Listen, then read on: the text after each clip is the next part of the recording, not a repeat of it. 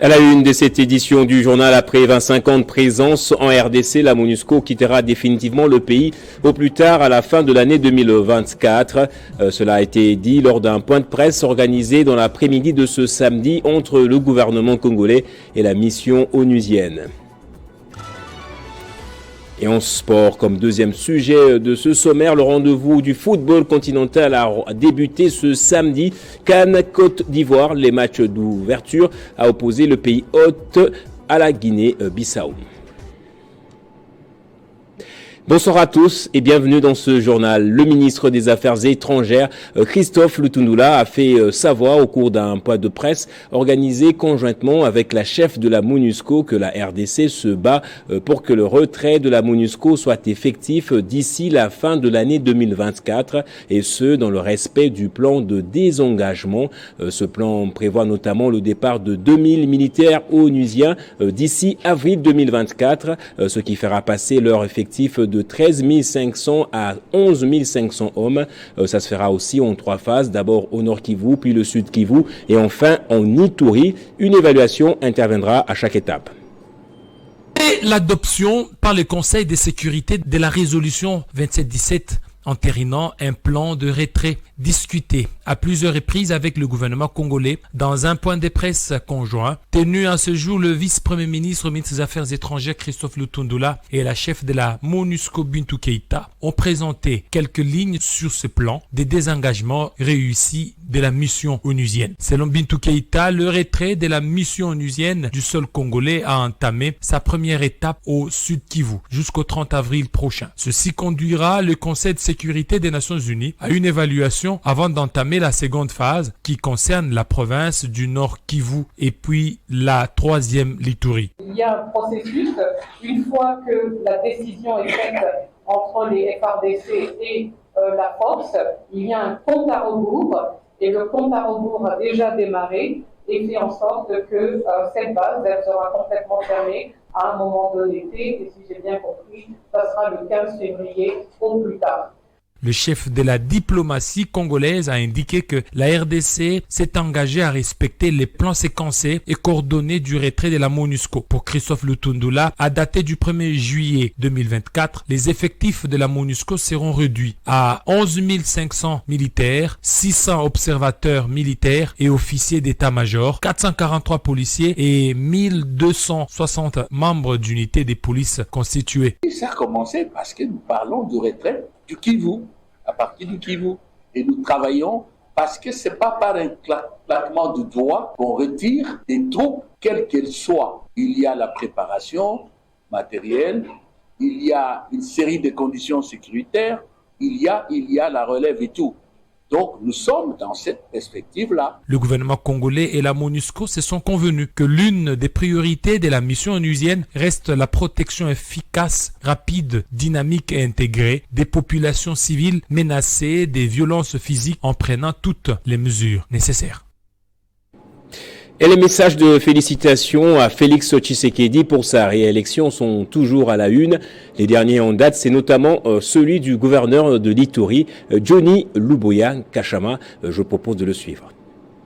Réagissant à la réélection du chef de l'État Félix-Antoine Tshisekedi Tshilombo pour un second mandat, le gouverneur de la province de l'Ituri, le lieutenant-général Luboya Kachama Johnny, s'est exprimé en ce terme, avec l'expression de mes hommages les plus déférents au nom de toute la population de la province de l'Ituri et au mien propre, j'ai l'insigne honneur de vous transmettre nos vives et sincères félicitations à l'occasion de votre brillante réélection à la magistrature suprême après une victoire écrasante avec plus de 73% des suffrages exprimés. Cette réélection témoigne de la confiance du peuple congolais en général et particulièrement du peuple iturien renouvelé en votre auguste personne au regard de votre bilan durant votre premier mandat qui est largement positif. Vos réalisations sont palpables sur terrain avec des programmes intégrateurs, à l'instar notamment de PDL 145 territoires, la gratuité de l'éducation, la santé universelle qui apporte des solutions concrètes aux préoccupations et bien-être de nos populations. De même, votre combat sans répit contre les ennemis de notre pays et de la paix affirme votre leadership patriotique incontestable, salué par les Congolaises et Congolais sans distinction qui vous renouvellent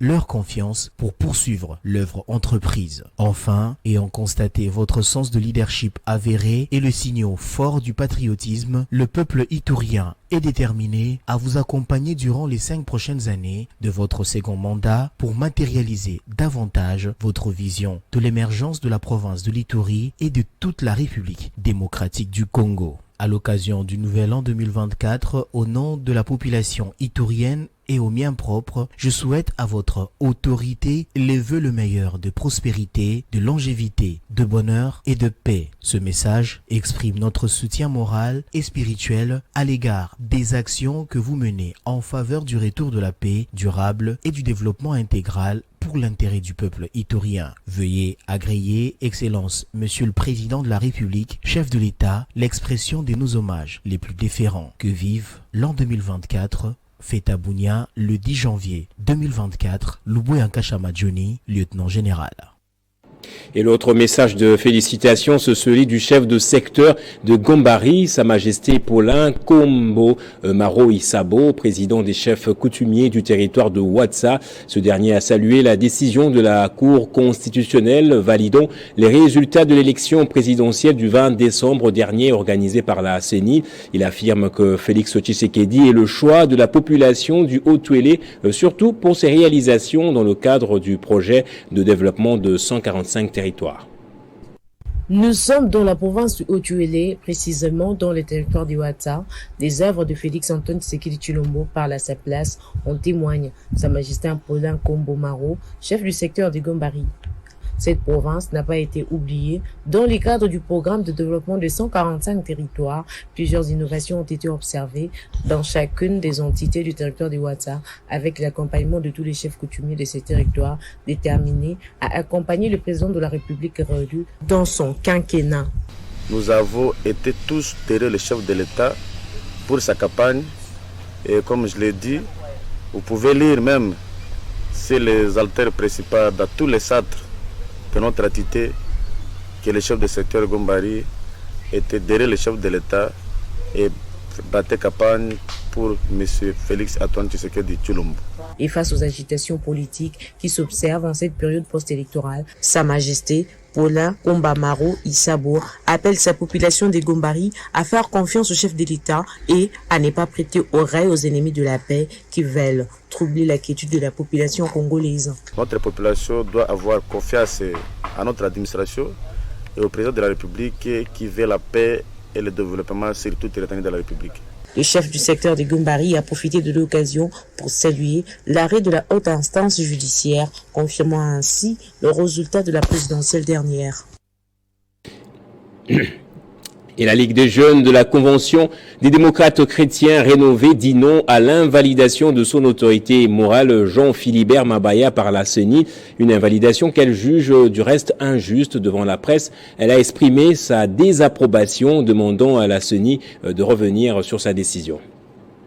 Après l'invalidation de leur leader Jean-Philibert Mabaya, candidat député national à la circonscription électorale de Massimanimba par la CENI, les membres de la Ligue des jeunes de la Convention des démocrates chrétiens rénovés se sont retrouvés ce samedi autour de leur président Bonheur Mankou pour manifester leur désapprobation vis-à-vis de la décision de la centrale électorale. Le sénateur Jean-Philibert Mabaya est un homme juste et d'une probité morale incontestable, estime le président de la Ligue des jeunes de la CDCR qui demande à la CENI de revoir sa décision qu'il juge injuste et précipitée. La CENI n'a pas le droit d'invalider un candidat. C'est la Cour constitutionnelle qui siège en matière de contentieux électoral. C'est la Cour qui a le droit d'invalider un candidat. Malheureusement, sans interpeller les présumés, parce que la loi dit toute personne est présumée innocente avant le jugement.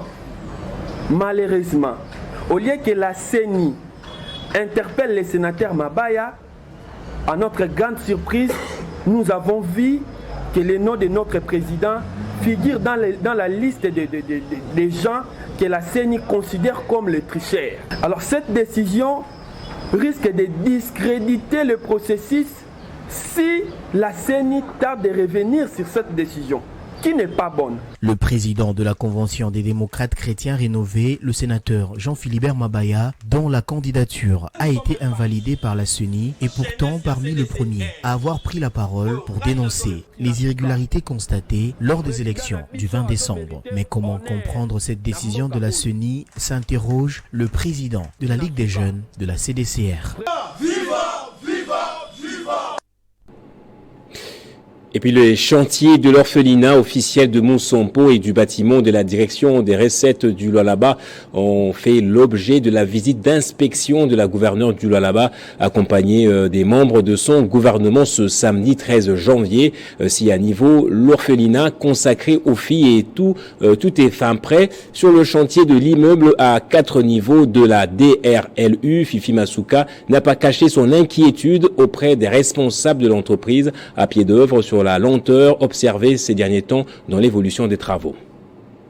Samedi 13 janvier 2024, une journée arrosée par une pluie fine. Cela n'a pas empêché la gouverneure du Lualaba à poursuivre avec sa série de visites d'inspection de différents chantiers qu'elle a initiés sur recommandation du président Tshisekedi. Marie-Thérèse Masuka Saini, en compagnie des membres de l'exécutif provincial, a commencé par l'orphelinat moderne du gouvernement provincial réservé aux filles. Il est situé dans l'agglomération Moussompo, territoire de Muchacha. De la pharmacie, salle informatique, bloc sanitaire, au doctoire et réfectoire, la gouverneure Masuka a tenu à se rassurer de la construction de toutes les structures avant l'inauguration de ce chef-d'œuvre dans les tout prochains jours. Juste à côté, prend forme un autre orphelinat de même standard réservé aux garçons. Comme toujours, son souci étant de booster le moral des ouvriers pour qu'ils respectent la durée des travaux. Disons merci à la société New Congo Construction pour les travaux, ces projets en des instructions du numéro 1. J'ai cité le président Félix Antoine Tshisekedi Tshilombo réélu. Il a commencé par les 145 territoires en construisant les écoles pour que tous les enfants dans les recoins de la République démocratique du Congo puissent étudier dans de bonnes conditions. Pas seulement les enfants qui sont dans les familles, même les enfants qui sont en rupture familiale. Voilà, ils ont aujourd'hui une maison. Masuka Saini et sa suite étaient aussi sur le chantier de l'immeuble à 4 niveaux de la direction des recettes du Lualaba d'Erlou, de l'avenue du 30 juin dans la commune Manika. La régie financière du Lualaba évoluant jusque-là dans des locaux de location, la gouverneure Masuka veut lui doter d'un bâtiment moderne qui fera la fierté de toute la province du Cobalt. Néanmoins, la meilleure élève de la vision Tshisekedi n'a pas caché son indignation auprès des responsables de l'entreprise à pied d'œuvre sur la lenteur observée ce dernier temps dans le déroulement des travaux.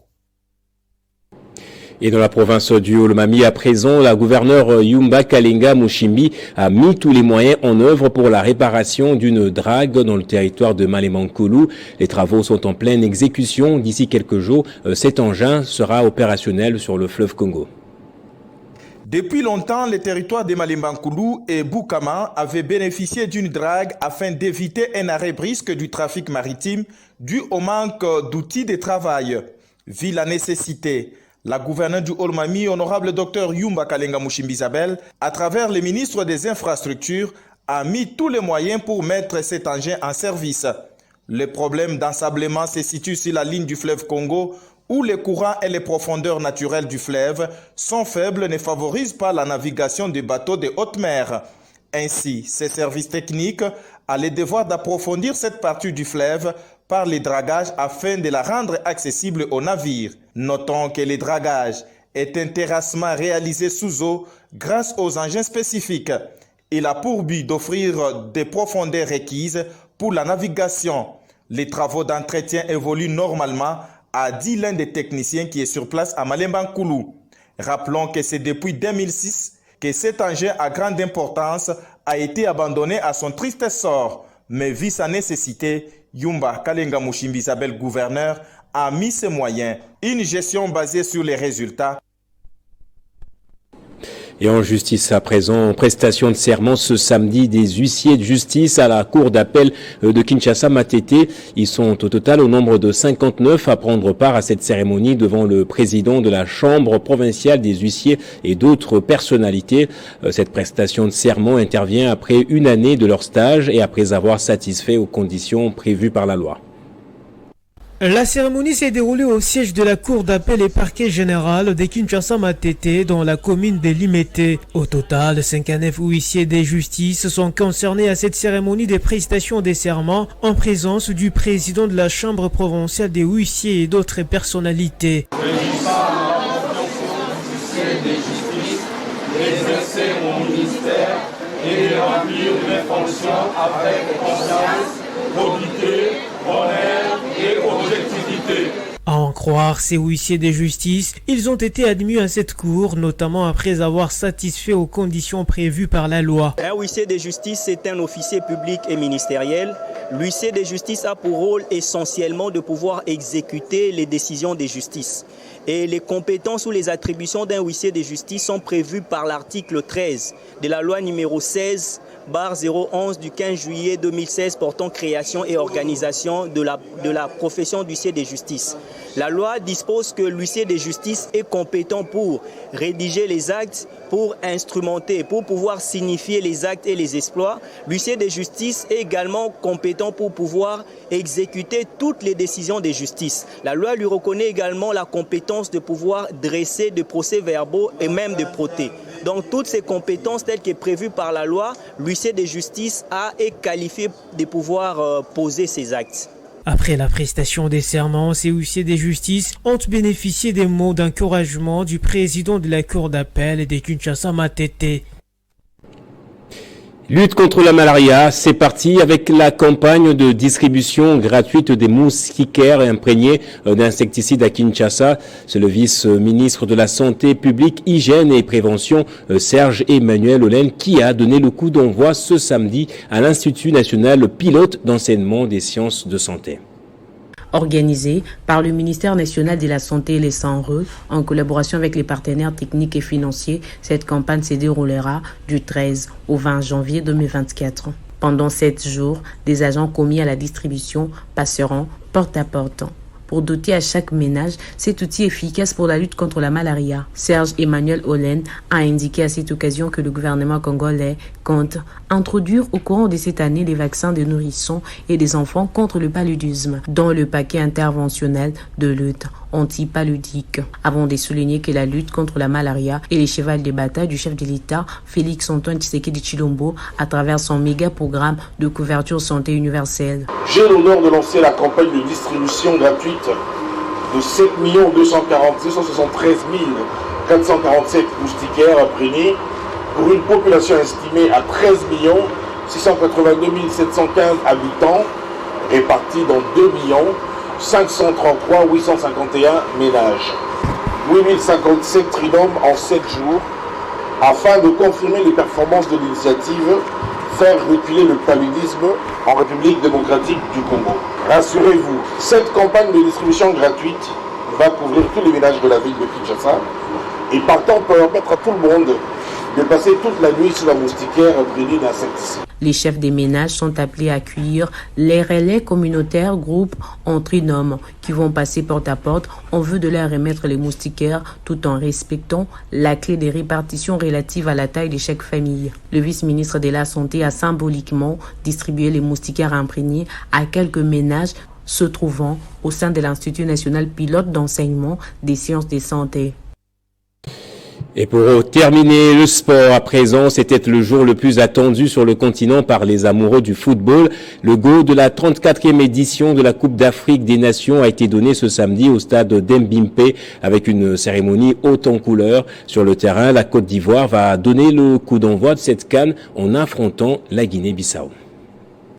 Les lentaux de la 34e édition de la Coupe d'Afrique des Nations sont tirés ce samedi avec faste, de prestations musicales inédites au stade de Bimpé avec une place des choix réservée aux artistes de renom qui ont fait les shows sur terrain à l'instar de Taïsi, Dadju, Yemi Alade, Mohamed Ramadam et le groupe Magic System qui ont interprété l'hymne officiel de la compétition intitulé Aquaba.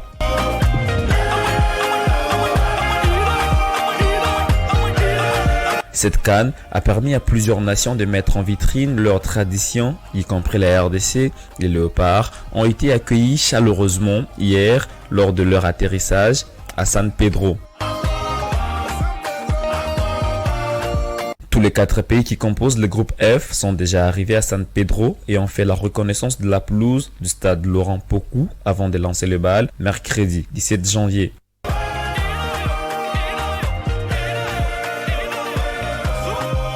Pour son premier match dans le groupe F, la RDC affrontera les Chipolopolo Boys de la Zambie, les amateurs du football congolais.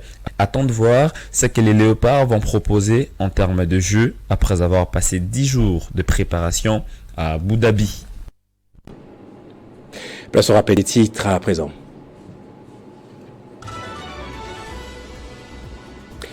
Après 25 ans de présence en RDC, la MONUSCO quittera définitivement le pays au plus tard à la fin de l'année 2024. Cela a été dit ce samedi lors d'un point de presse organisé entre le gouvernement congolais et la mission onusienne. Et le rendez-vous du football continental a débuté ce samedi. Le CAN Côte d'Ivoire. Le match d'ouverture a opposé le pays hôte à la Guinée-Bissau. Et c'est par ici donc que va se refermer ce journal. Merci à vous tous, madame, monsieur, de l'avoir suivi. L'actualité reste en continu sur votre chaîne.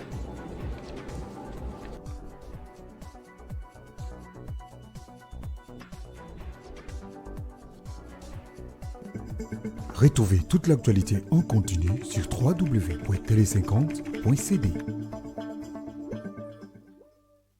Les familles Kisala, Mangala, Kipulu, Pombo et Mbakadi ont la profonde douleur d'annoncer les décès à Paris depuis le 1er janvier 2024 de leurs filles, sœurs, cousines, tantes, mère, épouse et grand-mère Magui Pongo Kisala Mangala. À ce sujet, les obsèques auront lieu à Paris, lieu du décès, et la mise en terre est prévue pour le 15 janvier 2024. Tandis qu'ici à Kinshasa, la veillée mortuaire est prévue pour le 14 janvier 2024 à la salle New Pikapi, 6 première porte dans l'enceinte de la Fikine, dans la commune des Lemba, des 18h à 23h juste. Le programme des obsèques de la défunte Magui Pongo Kisala Mangala va se poursuivre le lundi 15 janvier 2024 à Kinshasa également, toujours à la salle Nubi Capi, où une projection des obsèques en direct de Paris, en France, sera faite de 14h à 16h juste. Le présent communiqué tient lieu de faire part.